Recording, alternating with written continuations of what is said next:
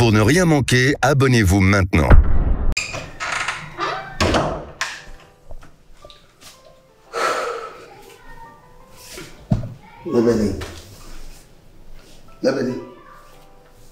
Labani.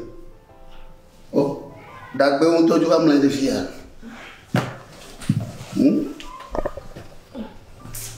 Donc on film là. Ah non. Film vraiment. Encore. Labani. Ma jiba makonya donc moi. Ah oh, nana ka. Nan la ku de muma. Bi demia no fia. Apo wo yina da wi de ke mami le. Afi mala mi do. Mo chagba de shia de bon nya jivi kaka aw. Wanda ikoji ya obanana kama ku dawo. Nyama ikoji banana kama ku dawo. Ni khajwa dam kaka o. Ndi ndo afi aba zwa chika. Inuno. On l'a coulé le cul. Mais j'ai pas trop si vous de qu'on a vu. Donc on fout au moins ça man na mani to mon tamo bu be ka be fi fa fa ge. Kaka e be baba. Ni mo nya le tutu miawo. Ibe ma do ko no ko be lek. Niaton. La ba ponye mo ha. E vi banya ko mo la. No gble ya. Be na mo na aka manjina bi. Ko ne tena to ku mo. Ala ba mo lo. Ni ma blube ju. Da ponye mo ko mo pota. Ni ma ko do mo no bo. Ba le kanya we.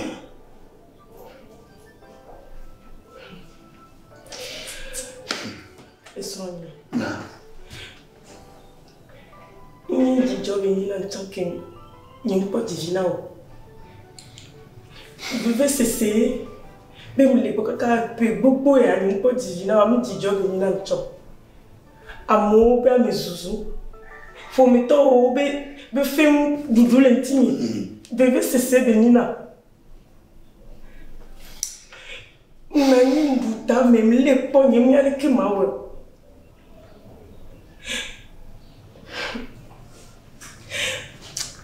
Voilà la nuit. Ma dit à des honnes. N'yava comme honnes y a. Et la nuit là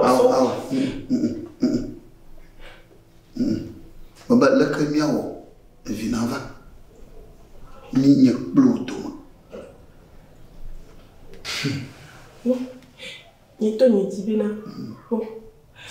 Bon. Ni que na iso kaka de bime. Mi sena mia no come. Mva de nyane. Leke amole o mva de nyane. Ni dibina no de ya. Ngome sisela na ni tukara na nyo. Nya semia no ne okome.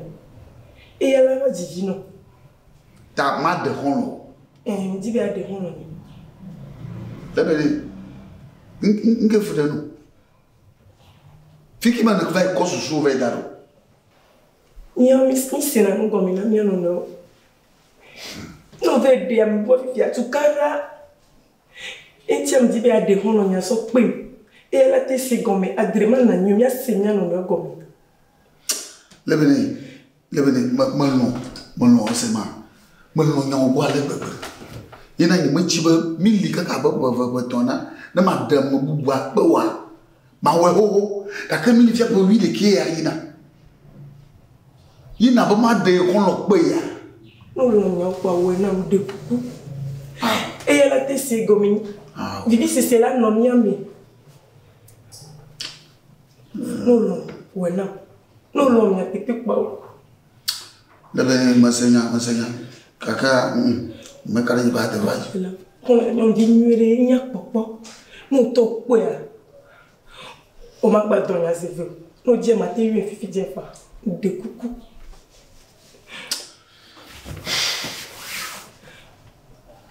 Bueno. Le ben sona man. Non.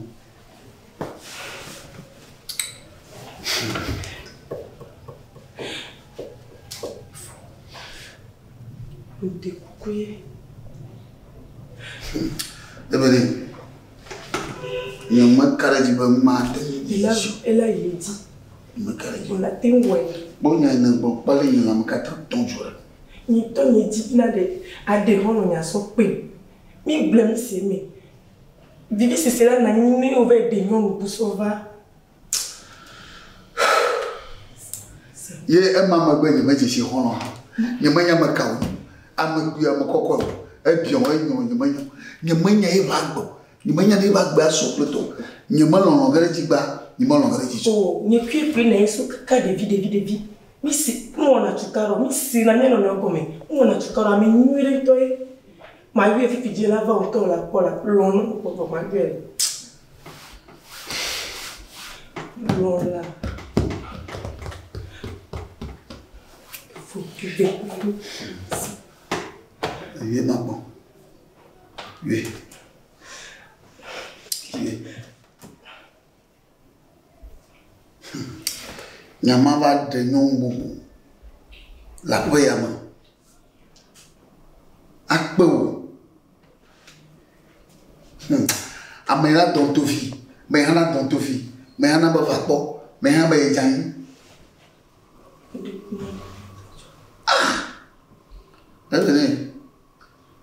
Allô, hello.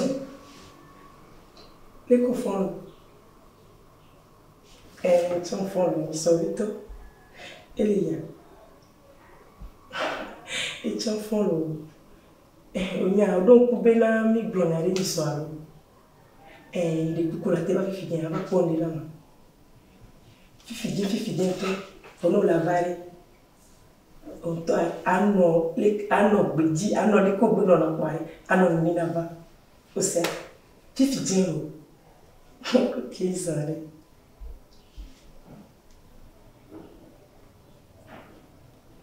ah afia ba mu onye na do dada susuma dadi aloleke ode nchangu ji job ni na mo ebele si ji job ni na mo ko fini me le divio o na me le vade ela va digi non sia ngba vone mo na chukara na ya ma jo va digi wale elle a dit son coup d'aller na po de l'un coup de mba vile dominer et toi on elle a dit là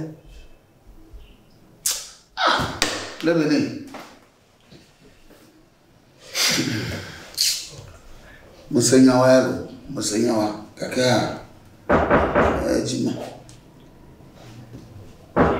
Belema, na kora. Fica le bene konya ya tu. Nyama de no mo. Oh, le bene. So, ko wa nya kokora. Esa video.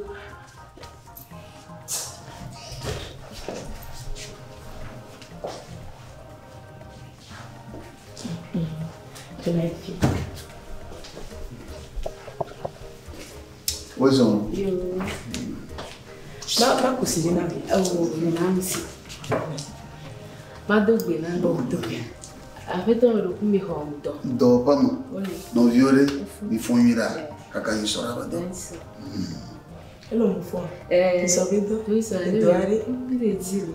Boare. Mo fo nyere. Efo. Holo nye lo me. Ami ke benya mi profit ya. Ah, elo ma. O ye lo ma. Elo. Dale, te va ni la. On va vo, na vo.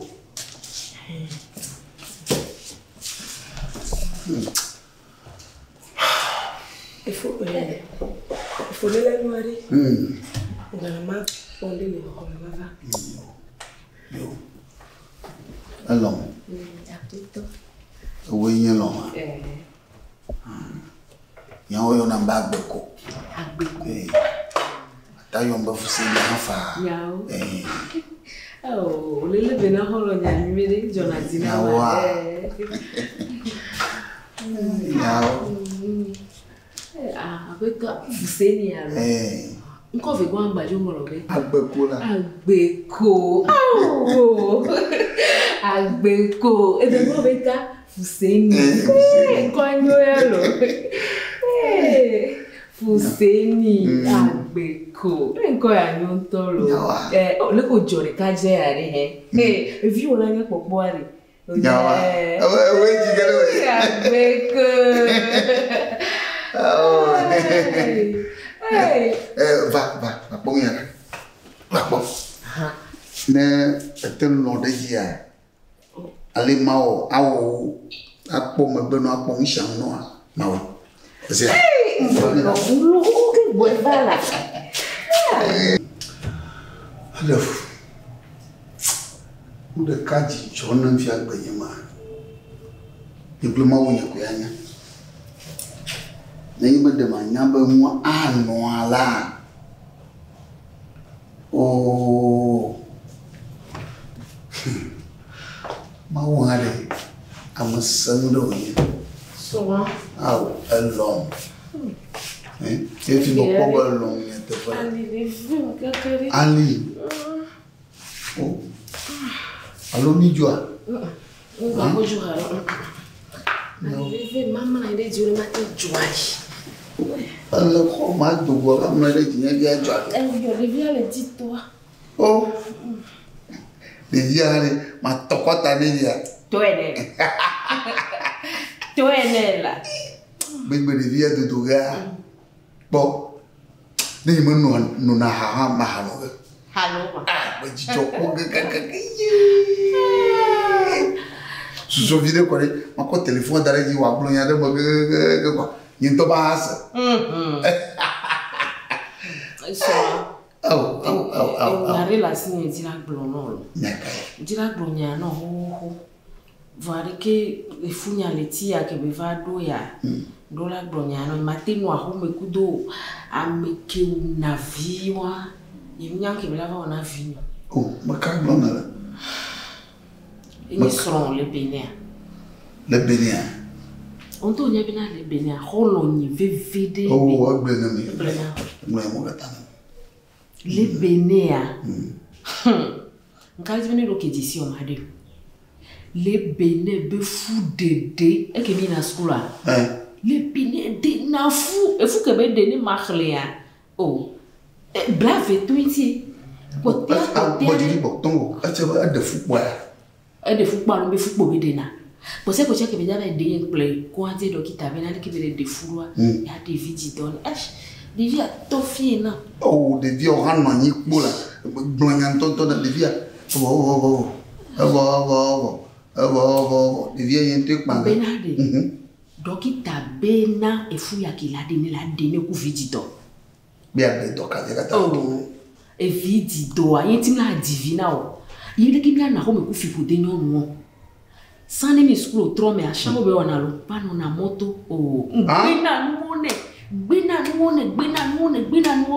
Nya no aho ya me devi fu ko de abano divi bano da pare tadina nya. E vi won ko de dare e ati o gome de ti o gome ma go ti o gome. Wa ju no. Iye amono ko in kaji be nu omla no jeji na o vo vie am digbana lo. Anyangejo. Ayo via de via produit de qui na oui frère. Ma te divio. Ami te voire. Agomiye ma sekbire kwa.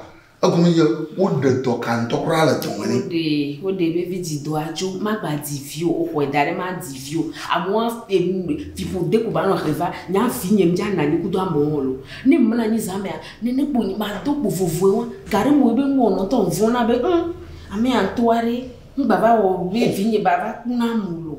Oh. Agbeto pota ma sanglega.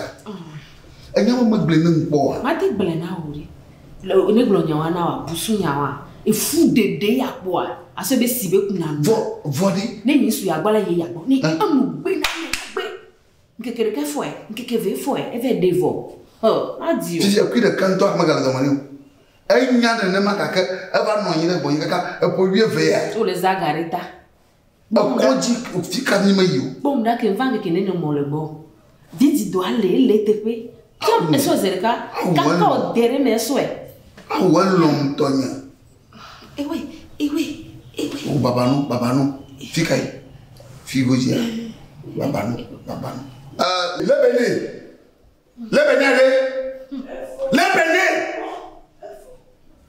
Ah, je n'ai pas maillot là. Seulement dollar. Je n'ai pas maillot. Ma pour ma douli, aïe la prière. Ah, tu n'as pas de bonheur. Oh, fondé Joya. Le béné. Oh, à son de la Semonovia. Nous serons combien? Soyez combien? Soyez combien? Ple gagou pour allô. Agnès soigne ple gagou pour allô. Ou bleu là, ou bleu. Mais bien dit, Agnès soigne ple koto kubalo sa kubalo allô. Il faut me demander. Le béné, ma Dieu, je n'ai ni de fou. Je blâme fort ni de fou. La boum. Eh nia. Eh, me tu te pour dire, ne me tu te dire que nous devons. Ne me donne tonton de dire, ne me tu te dire que avant, après tout comment y a jailli. Fico to konyo wasu, nyim de football. Eh nia. Le béné. Il faut de coup. T'as pas gâté pour toi que Il faut de coup ni yare liare. Nya gle nya semi. Nyim de football. Yo merci. Ma Dieu, Ganeni wonto te yina ne josuku bo Ganeni yina de moto. Avec mon chou la Ganeni yina. E wo de fun ma de yan ya. Ganeni yina moto na yi moto am uchu ne ni te donako nkekere ka ma fi sadura. Blemase uchu ne ni te donako le moto nkekere ka. Active am lona ni blemase. Fico to konyo wasu lo. Bien l'homme c'est ne pour no classe ni si le jouer. Non bien mais quoi? Non bien mais quoi? Alors ma tu nele o de na foi no be ma glonne. Alors les gars kaka gagni pour le moto zela do fonfon mo la gbo. Yo be ma glonne a. Nko be ma glonne. Elon. Ba yen lo me nya bia o, nya nya de ko boy. Non le dapa de via. Mais bien c'est vrai. Bah alors levez. Elon me nyolo mo quoi? Ma sama. Elon me nya. Alors me yo ma sama. A pompo lo me nchibwa. Il faut son ni. Enyoju la kanso. Mbede yema ta a pompo lo me nchibwa. Me nya demu. Esoni enyeju la kanso we ka me mi no jo. O je sinus. Elon. Mbede yebla lo. Ko le yom nene ma. O le yom. Yom de dia le. Akomede.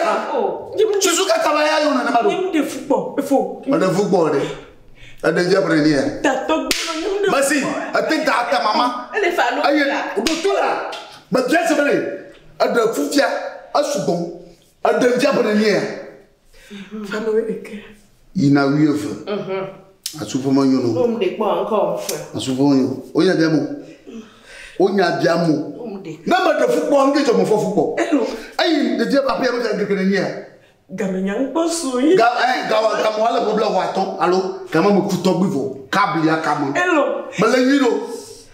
Baleniro mo bobo ble dodo fudenu. Hey, il n'avait pas que mon a tout quoi. Maman so beji. Yenye maga jibo makola priamu. Le mo binu zara. Wana witsa na dugutsa na dugwa pa madan. Baba agbo kala homa. Agbo kala hoga mo. Ebe ya dunu masema. Ay ma bada na to pa mana alo let dollar alo to much amuno. Comment ça va? Chota. Elle est pas déjà les manteaux. Hein? Pardon. Hey, chota me yasama. Et yama devient vraiment. Oh, for de. Kai ko. Oh, family. Alo yeto ba gloye. Yeto ba gloye. Oh, family de care. Maman.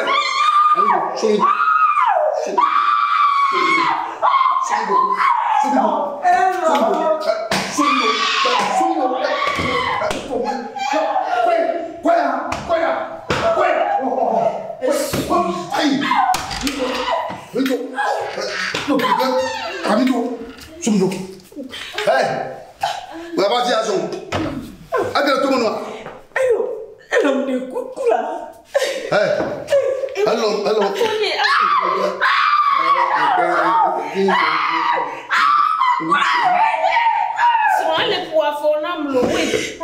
mi to to ma ne de je ne ba pa.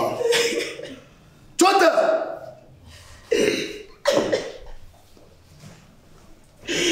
Bono ma nyo jamu ina, ma de pio se ban ki on han ban yin yaye. Akwala ma ni kla ma ogara. Tofi.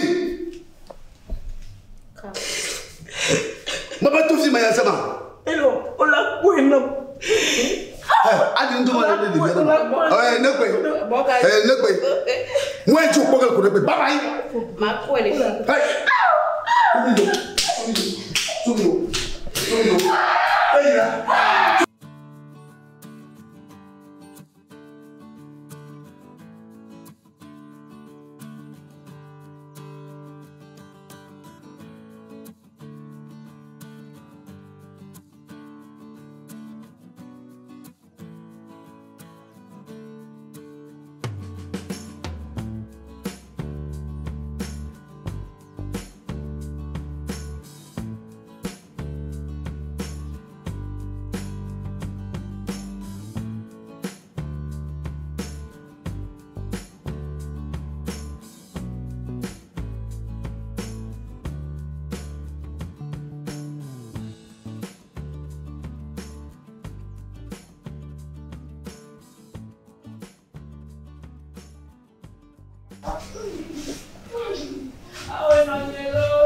Oh, apa itu? Hidup.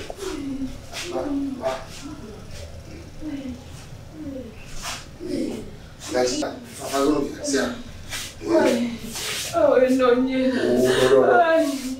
Aku, zoom. Dengo.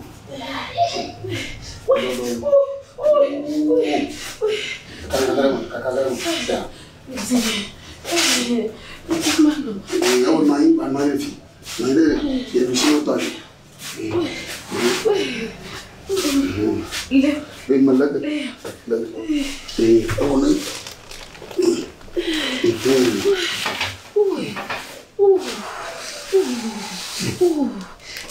Fafanga no baba.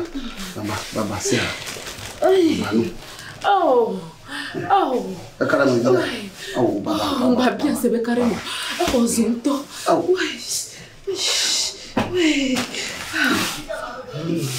Ouais. Eu fui virar. Ai. Oi. Oh. Ai, não. Baba. Oh, você. Oh, mavacula. Oh, amanga. Doctor, le ko joga ka mi gawa de mi daratia. Apo no wale ya te peme ya. Enya de fuvire. Bena mi kwale gide gaji. Mi trosilon kaka bede jivia vore. Ya te peme la de via le papa. Fwa, ye yan kata e gamesuni. E ti goche ba. E do la jivia le ya te peme voa. Kaka do via ba le via jiu. Bon, il touchait même le dormir, les malades me voient. Voilà, à te faire me doigt, on doit me titiller. Les pendant les gars, les na démegbe de me virer, et na pour les cornes. Mais Léo les a des fous. La démegbe vira me titiller. Oh, il me va me pele ka ko il me yo passe comme ça. Ah, yo. Boneva pong de nda. Mo do so le fie ni boneva. Oh, mi agora le gani hot. Caro me que mi hona, ko boko no le. Nawa. O wa ba wa ma chile gete de dia. Ana ji la hen aw. Ale mo kara mi jiba. Aka garo. Ah, de dia le papa ya lo. Le papa, ele tu cara be ya do go. Dokita zinamba. Ago. Oh, Wezo. Ah, ye be yang bro. Ibe yang blomba. Okay. Pastor Wezo. Hallelujah. Amen. Nyama da sile nyam ya ke kwa. Yo akba. Oh, voilà. Caramba. Pastor, la bonne Nonyelo. Doji ai sia. Didila. Non fia que nenia. Agben que ton là. Il va fier agben que ton. Jesus Christ. Ni wo kaka. Ni ma docteur ma nyaji ko mele ma mana mo yowe. La docteur balaka. Aba mu sha mu do won ni kaka ekpokpoko. Ni ba yanka yo. Pastor awe na ba ko na dada. Jesus Christ. Oi, boa. C'est bon. Apa to? Ni a John Fiade. Manyanti la wanyaro. Credo che mi ha dubera. Yehowa la doji. Nebe mfiana. O Yehowa ma unse kata toji po kwa ni wala. Yeda kwa nao. Nti ko kwa nao. O manoma nsana ke wala miashiu. Ata Yehowa la gafofo yama ni bia tu bobo. Aridi wa sisasarura. Wonto egbolo wonya la mabana mi eniaji. Asugbora ni baje abafuta kewe na. Yehowa na bo wonya la don chila. Le Yesu Christo Nazareth of Koma. Et le kata futo de sia de bododo, fudo a fupo de eti, mama jiwa. Le Yesu Koma. Na hok de file. Na hok ga de file. Ai! Baba kokoi. Why? Baba kokoi. Why? Baba kokoi. Doji le Yesu Koma. Amen. Amen. Apoto. Baba kokoi de ndosia. Mauko boku de na fiam. Mi ene jojoma. Mi nya populo nyo. Mauko bogbombe. Anyadeli. Le wa pono asi odo la gbon. Bo nyade ni anuwa wulan le ye tosi. Aba nvo mo bubuene. Anyade le domini odo la gbon. Ne gblo ya aji via fa fare. Nyama mauko bogbombe na mi. Oh, elom nyakega poto ha. Ah, ni kuru ni fiate au bonya shanya na me bonya shanya na fa. Apono. Anyade la shiwa. Oh. Algola nyade le de wa poto a. Ni ama mo gogo de fia mema. Hello.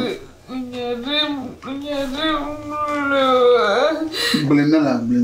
Sia, bule fan. Ni je ba ma dugo na go. Ni never pastor. Sroa.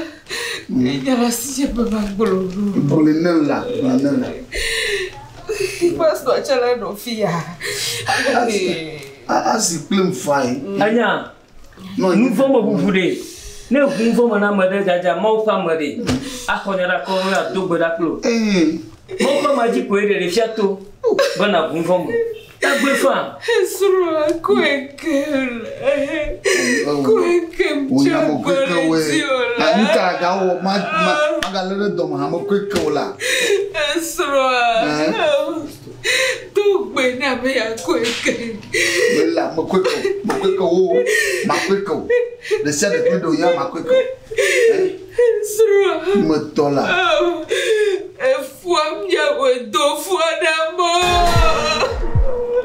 We do fia na mo. Mas ele do fia no. We do na mo how quick. Sroa how quick. Dajere le benesi. Le benemo mo beneko. Dajere le benesi. Ai. Oh, Blanya, ba me do fo ma kanu mo kujire nyo. Kanu mo kujire nyo. Ai. Dajere le benesi ba. Ole be mo le fia wa jina jemo no. Auto. Pastor nya gbo mo la se ma. O wa jina jemo. Aba fu ya me ye to no ese ma. Bo jidi. Fi ole fia de. Akupla gbo do mo le.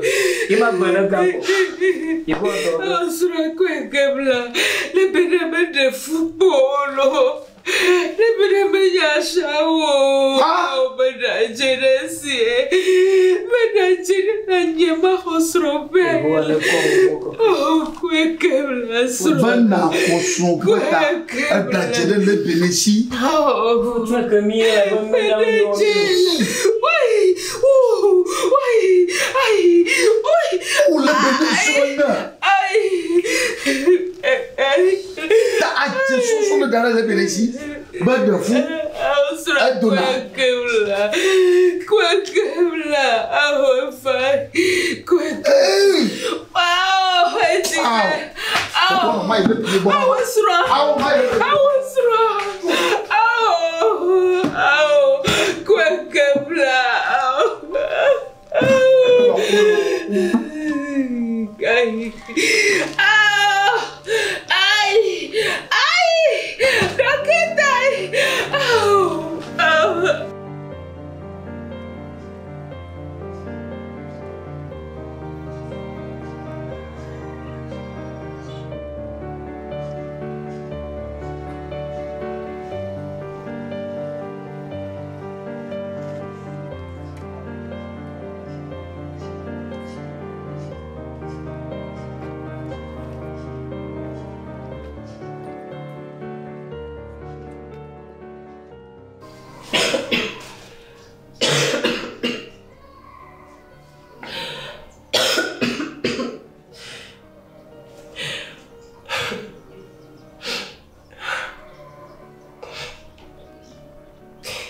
Mais que me maman léon.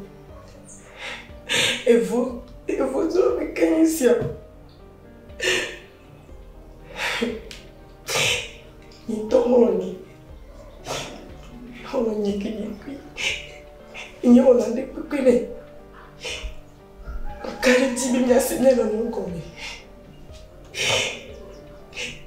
Et nous qui nous tombe, tu peux pas me dire qu'il y a des sogas pour les casser au poulet.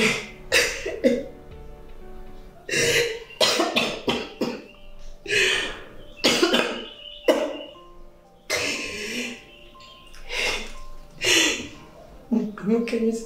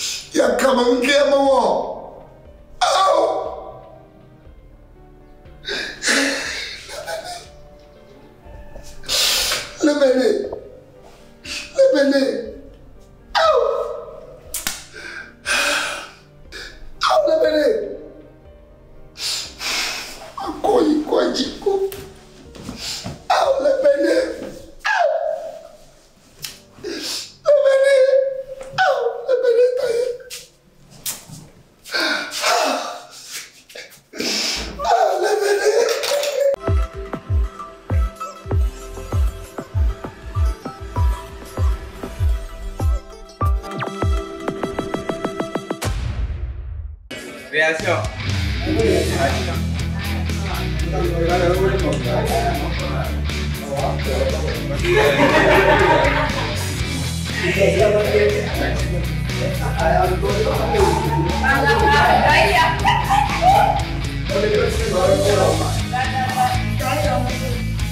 Dạ.